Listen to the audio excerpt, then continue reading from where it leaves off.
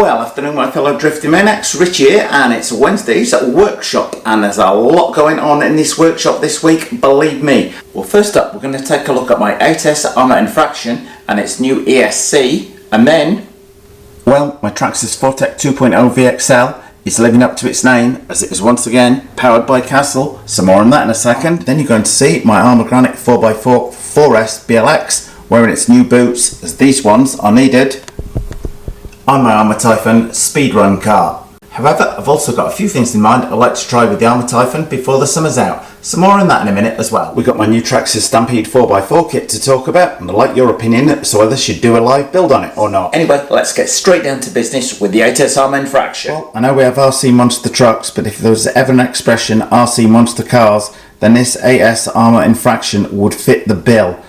Checking out the tyres here, guys. New set on here earlier today. I've swapped the fronts to the rear to the fronts, etc. And the ones that were on the rear are nearly worn out after just 10 minutes. I'll explain on that more in a second. Put the front splitter back on as we're going to be going for speed runs later on this week, because I've now got the Castle XLX ESC on the top there. I did like a warm-up run with it set on the 280 amps and then slid the power level up to 400 amps, and I think it was like 90% punch level on the thing, and it is an absolute drift monster, but handles very, very well. It's not uncontrollable at all, as you'll see in a clip which I'm going to put up in just a second.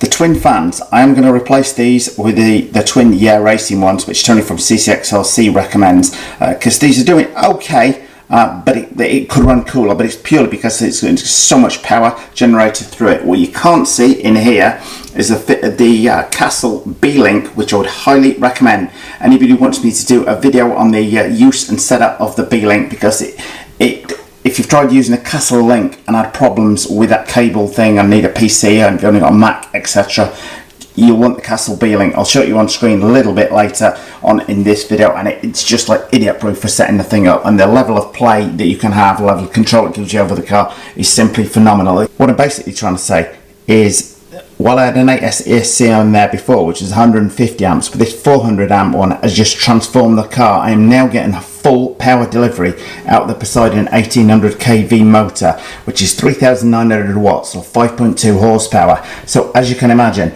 this thing has gone from like drift monster to absolutely drift god. And I've also got my JJ Customs cat pack to fit to that car, which I'll be doing later on this week, but I want to do a before and after test with the cat pack fitted.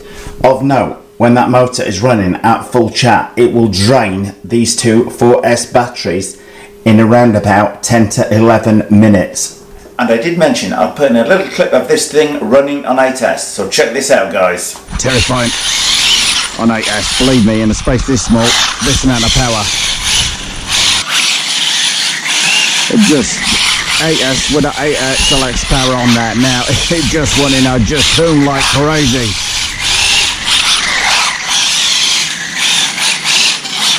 You just bring out the hooligan in you this with this level of power. And braking. Anybody gets this combination, put their brake in, that 75% I've got gives you so much more faith. Just remember, guys, if you like what you see today, don't forget to subscribe. And on to my Traxxas Fortec 2.0 VXL powered by Castle. It did have a Castle 6S motor in there, but it was too low a kV, wasn't ticking all the boxes for me on there. Well, it could accelerate most things, it just kind of wasn't quite working. So I have switched back to the Castle 4600 kV motor and Mamba X setup, because you guys said you didn't want to see that in the Traxxas Stampede. You wanted to see the Arrma Granite 3S set up in the Traxxas Stampede kit build. So I'll put the spare Castle 4600 kV motor in here, which is well suited to this car because it is quite light in weight. So that is all ready to run in anger later on this week. And it occurs to me, since I have fitted my new speedrun body to the car, I've not actually done any full-on GPS speed tests with that body to see just how fast we go. So it'll be interesting. I'm thinking with that 4600 kV motor, I can see that being into the maybe high 80s, low 90s, but let me know what you think in the comment section below the video, guys. It's not far off running one-to-one gearing on here, so we shall see how we get on. And anybody who does know this car quite well, yours truly has given it a jolly good clean, so all the blue anodised bits and everything is looking nice and tidy, so I feel far better about it. And next up we've got the Arrma Granite 4x4 4S BLX, because this car is running a 4S motor and 4S ESC that you would find on the 4S Arrma Outcast. That said, guys, it just eats absolutely everything, predominantly including 2 slipper clutches so far. It doesn't just melt them, it literally breaks them in 2 on here. But tonight I'm taking it off of the speedrun wheels on here. I did a speed test the other day with this car, because this has now got the 26 tooth pinion fitted to this, but with the speedrun wheels on, which are a good 2 inches less in diameter than the stock ones, this car only ran a top speed of 56 miles an hour.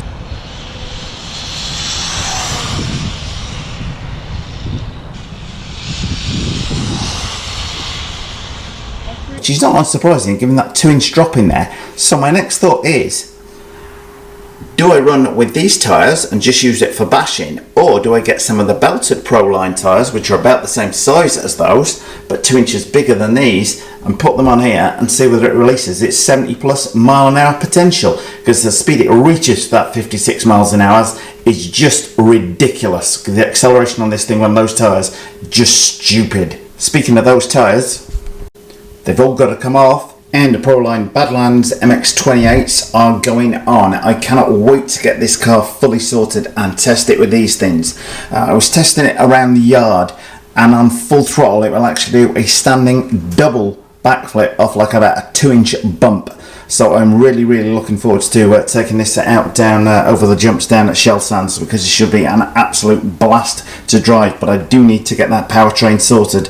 As I said, it keeps eating slipper clutches. So what's happening to the speedrun tyres, guys? That's because the speedrun tyres are needed back on the Arrma Typhon. Although I am thinking about doing a bit of sand drag racing. You will notice it's got its wheelie bar on here, down the beach before the summer is out, and I'm thinking if I keep that wheelie bar on, that should help keep the rear end down on sand.